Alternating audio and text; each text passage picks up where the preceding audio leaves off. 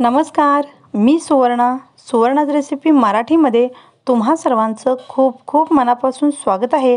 तर आज आपण वरणा वांग किंवा बरेच जण याला पावटासुद्धा म्हणतात, तर पावटा आणि वांग्याची आपण मिक्स भाजी बनवणार आहोत। तर रेसिपी पाहण्याआधी जर अजून माझ्या चॅनलला सबस्क्राईब केलं नसेल तर जरूर सबस्क्राईब करा। चला तर मग या मस्त रेसिपीला सुरुवात करूयात। तर इथे मी पॅन गरम करत ठेवलेला आहे आणि आता याच्यामध्ये सोलून घेतलेला वरणा आपण 1 वाटी टाकायचा आहे। तर हा वरणा मी छान भाजून घेते।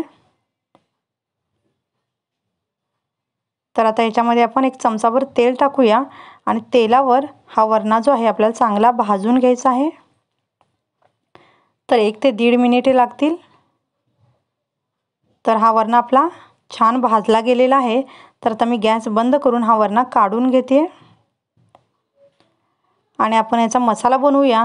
तर त्यासाठी मी इथे अर्धी वाटी ओलं खोबरं, 2 चमचे भाजलेले शेंगदाणे, कोथिंबीर आणि जिरं घेतलेलं आहे। ओल्या खोबऱ्याऐवजी तुम्ही सुकं खोबरं सुद्धा घेऊ शकता। तर आता आपल्याला हे मिक्सरला लावून बारीक वाटून घ्यायचं आहे। तर पाणी न टाकता आपल्याला हे वाटण बनवून घ्यायचं आहे। तर इथे मी हे वाटण बनवून घेतलेलं आहे। तर पाणी न टाकता हे मी वाटून घेतलेलं आहे आणि इथे मी वांगी सुद्धा चिरून घेतलेली आहे। तर 4 छोट्या आकाराची वांगी मी बारीक काप करून पाण्यामध्ये टाकलेलं आहे। आता आपण भाजी बनवूयात।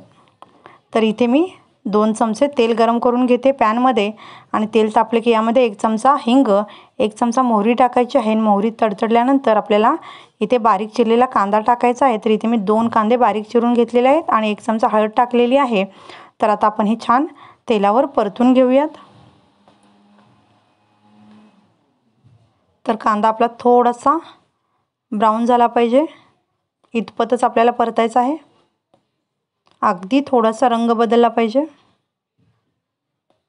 तर हा आपला कांदा चांगला परतून झाल्यानंतर आपण याच्यामध्ये 1 टोमॅटो बारीक चिरून टाकायचा आहे आणि टोमॅटो आणि कांदा पटकन शिजावा यासाठी आपण आता चवीनुसार मीठ टाकतो आहोत। तर आता हे सुद्धा आपण छान मिक्स करून घेऊयात।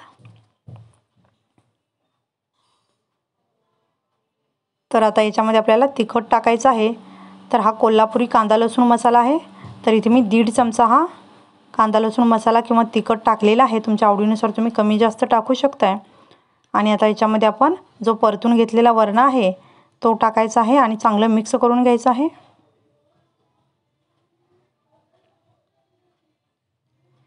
तर हे छान मिक्स झालेलं आहे आणि आता याच्यामध्येच आपण जे वांग्याचे काप आपण बनवून घेतले होते ते सुद्धा टाकूयात आणि मिक्स करून घेऊयात आता हे छान।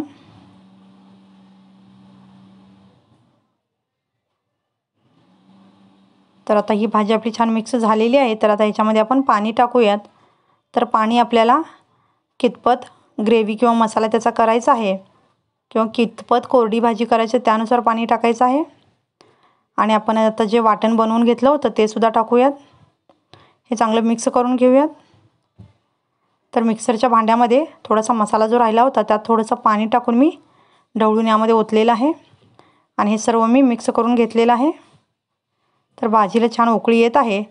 तर मी अजून थोडंसं पाणी यामध्ये वाढवलेलं आहे कारण मला थोडीशी ग्रेव्हीची भाजी बनवायची आहे।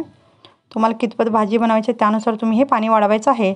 तर आता याच्यावर झाकण देऊया आणि मी गॅस आता बारीक करते आणि बारीक गॅसवर आपण आता हे 10 ते 12 मिनिटे चांगली भाजी शिजवून घेऊया बारीक गॅसवर।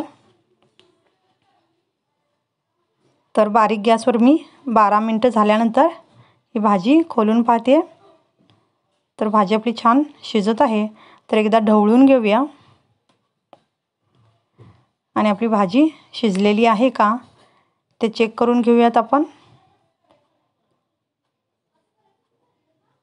तर हे बघू शकता तुम्ही, हे वांग छान शिजलेलं आहे आणि हा वरणासुद्धा आपला छान शिजलेला आहे। तर भाजी आपली चांगली शिजलेली आहे।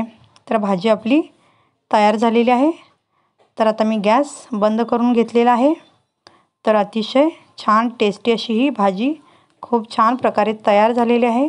तर चपाती भाकरीबरोबर अतिशय उत्तम लागते आणि तुम्ही जर याला सार केला ही आपण जी बनवलेली त्यानुसार तर तशीसुद्धा भाताबरोबर ही खूप छान लागते।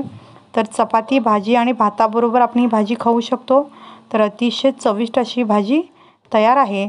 तर ही भाजी मी एका डिशमध्ये काढून घेतलेली आहे आणि वरून थोडीशी कोथिंबीर टाकलेली आहे।